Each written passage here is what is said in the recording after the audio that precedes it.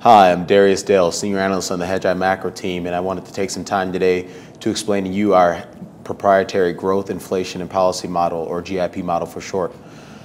So if you look at this analysis here, this is our proprietary and really the hallmark of our fundamental research process. This model is designed to sort of contextualize just exactly how we view the macroeconomy from the perspective of our rate of change analysis, from the perspective of both growth and inflation, which we believe and math would suggest are the two key principal components of asset classes. So if you look at this model here on the first slide, what we're showing you is the output of the model, which is effectively this four-quadrant, or rather four-regime scenario, where growth is either accelerating or decelerating on the y-axis, and inflation is either accelerating or decelerating on the x-axis, which creates four different regimes for investors to be very aware of in terms of asset price performance.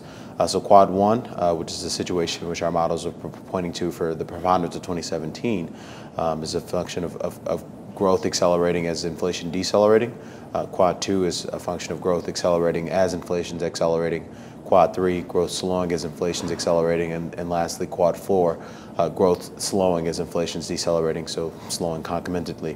What you see on the next slide here is that these four different regimes have contain a fair amount of information for how asset classes and factor exposures across the macro universe have historically responded to the macroeconomy. So for example, for a situation where growth's accelerating and inflation's decelerating, i.e. quad one, that has historically been very positive for equity and credit beta, really across all sectors of the economy. Whereas, for example, if you think about quad four, where both growth and inflation are slowing concomitantly, nominal growth's decelerating, that has historically been actually quite negative for both equities and credit. And historically, that's been a situation where asset markets tended to take the biggest hits. So what we know just by backtesting the various factor exposures and asset classes relative to this proprietary output is that we can create a reasonable starting point for investors to sort of think about their asset allocation decision making, which we show on this slide. Quad one tends to be a scenario where you, as an investor, you want to have your maximum gross exposure, fairly tight net exposure, and your hedges should all be sort of hedging downside risk to market beta rather than upside risk, because what's historically happened in these scenarios is growth. Markets tend to rise, particularly risk asset markets. Quad two is similar in terms of gross exposure. You want to have a more wide net exposure. What tends to happen there is that you start to get more divergences with respect to the various factor exposures that comprise the equity market and credit markets. Quad threes tend to be more defensive, more yield chasing oriented biases, less gross exposure. And then last thing, quad four, you typically want to be really defensively positioned. Not many asset classes work in quad four. That's usually time to play for historical safety trades like treasuries and the US dollar, and really be minimizing your risk to the overall equity and credit markets. So again, these are just a key starting point from the perspective of how these factor exposures and asset classes have historically responded to these four regimes that we've identified from the perspective of our second derivative analysis. So it's not just important to understand where the economy has been in rate of change terms. It's very important to understand where the economy is likely to trend to. So in the context of making these forecasts and being appropriately positioned for how asset markets are likely to respond to these regimes, you have to have a proprietary, or at least a very accurate way of projecting future rates of change and growth of inflation.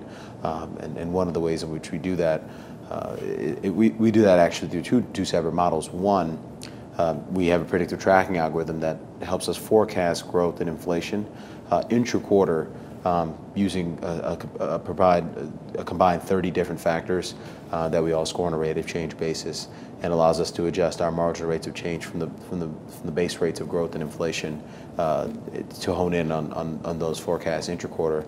And then in out-quarters, we use what we call a base effect analysis that allows us to impute marginal rates of change in proportion and inversely to future rates of growth and inflation, such that we can create a sort of high probability scenario analysis for where growth and inflation might be in quarters where we do not have reported data to analyze. So for example, if you look at slide 10 here, in the U.S., 68% of the time base effects are steepening. We know that growth is likely to decelerate. That's 83% of the time for CPI. So for example, if base effects are receding for GDP as they are currently, growth has a high probability, a chance of accelerating, all things being equal. And certainly as inflation, as base effects continue to accelerate for inflation, we know that inflation has an even higher probability chance of decelerating into that. And this is something that we're actually picking up on as it relates to both the predictive tracking algorithm for growth and also our leading indicators for inflation as well, which continue to sort of support our existing inflation's rollover theme. So again, to sort of summarize everything, we think it's really important to contextualize the macroeconomy from a rate of change perspective. We don't believe in absolute levels. We think financial markets respond to changes on the margin. This analysis is designed to sort of create regimes out of what we find are the important marginal rates of change in the economy, both with year-over-year real GDP growth and year-over-year headline inflation, which again are the two principal components of asset class returns, which have historically explained away most of the macro drivers of factor exposure performance and dispersion therein. So this is something that's very core and near and dear to our fundamental process. Obviously, we have a preponderance of risk management overlays to help us get into the right exposures and make investment decisions from there.